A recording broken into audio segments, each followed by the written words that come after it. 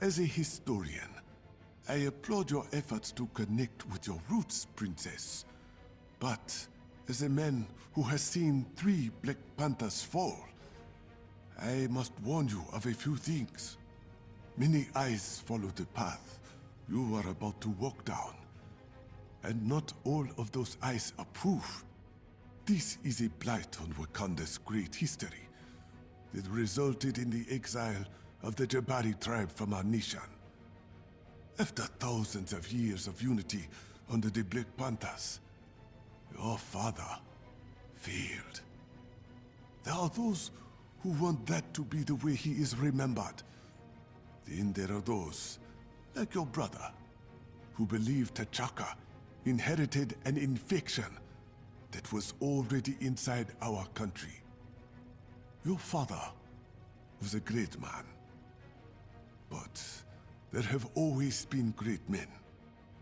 Just because your brother holds on to T'Chaka's image does not mean that you have to. A family that mourns in perpetuity risks losing themselves forever. While the people can afford to live in myth, you cannot. Perhaps you know all this already, and are looking to free T'Challa once and for all from his father's shadow. A noble goal. But are you prepared for the consequences if you succeed? Uncle, if you are anywhere near my brother when you are reading this, step away, quietly. I know no one in this country can keep a secret for more than a few hours, so I assume the old man has told you what I plan to ask. Still, I would prefer T'Challa not know that I am reopening these old wounds. If I could do this without hurting either of you, I would.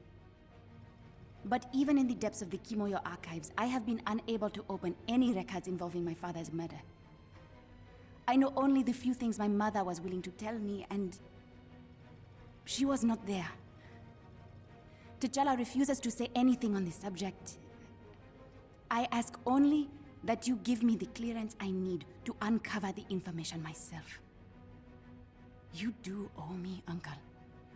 You knew I was preparing to challenge you the day my brother became king, and you let him through ahead of me anyway. If I had won that day, this information would be available to me already. Giving me access is the least you can do. Your niece, Shuri. As there are no surviving witnesses to the event, other than Prince T'Challa, who the Queen Mother has asked not to be questioned while he recovers. The following information was gathered from GPS and biomedical data retrieved from King T'Chaka's Kimoyo bracelet.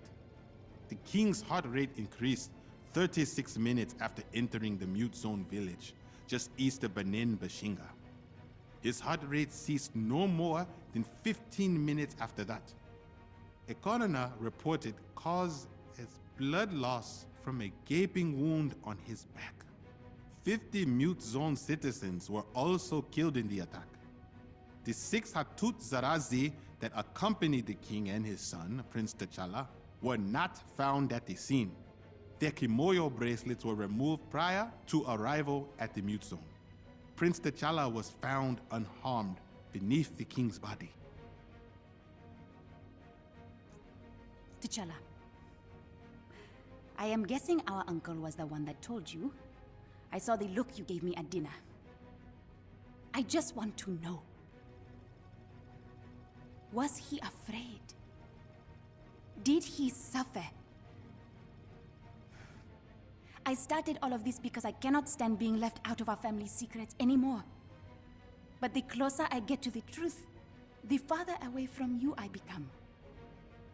I am no longer the girl who needed to be protected from the details of her father's death. I am one of the most powerful people in Wakanda, whether you approve or not. I can handle this story. Please, brother, do not leave me in darkness. Shuri.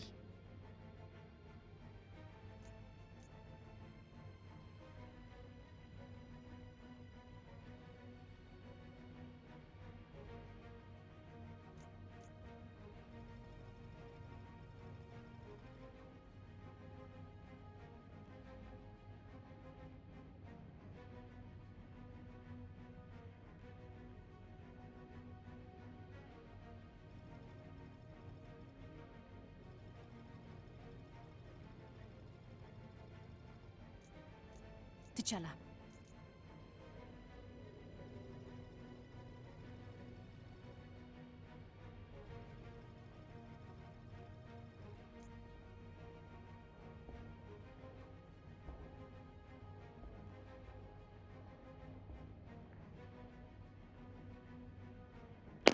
So it looks like this one is actually not working when I press play audio, so I'm going to go ahead and try to read it for you guys.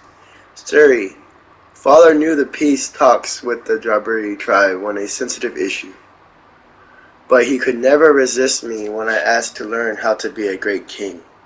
We took 6 Hatu Zazaris with us, no one else. The mute zone village was quiet. When we arrived at the square, there was a stage for our father and the Jabari ambassador to speak from. I remember thinking a lot of people had come to watch, but now I know there were only 50. I heard Father practice his speech so many times I could have given it. I mimicked along with his motions, mouthing the words. When he raised his hand in an open palm, I raised my hand, and it began. All 6 Hatuzazai knelt before the Jabari ambassador, before turning their weapons on our father. The ambassador demanded no witnesses. His own guards began killing the crowd, one by one. I'd never seen our father fight harder than he did that day to get to me.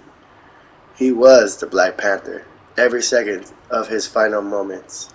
Father reached me just as a traitor raised his claws in front of me, but no strike came. I was pressed to the ground, the wind knocked out of me. I did not remember closing my eyes, but when they opened, Father's face was close to mine. I did not move, I did not breathe. I pretended to be dead beneath our father's corpse. I begged Bass to let me live, and she sent me a miracle. Believing me dead, the traitors left. The quiet returned. Was he afraid? The look in his eyes was not fear. Did he suffer? No. One moment he was there, and the next Bass took him. Suri, you may not be the girl who cried on my shoulder as mother told you what happened, but that boy beneath his father's body, frozen in cowardice, is still within me.